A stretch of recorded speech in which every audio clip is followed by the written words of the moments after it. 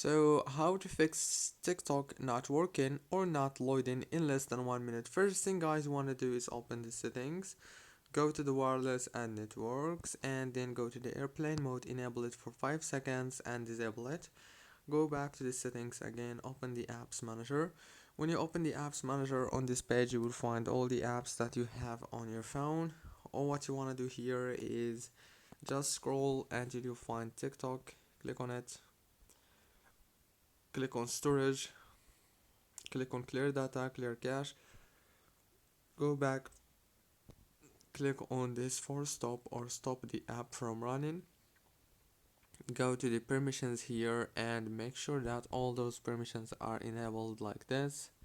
Now all what you want to do is open the Play Store or the App Store if you have iPhone, search for TikTok like this and update it into the latest version, and that's it. Don't forget to like, subscribe.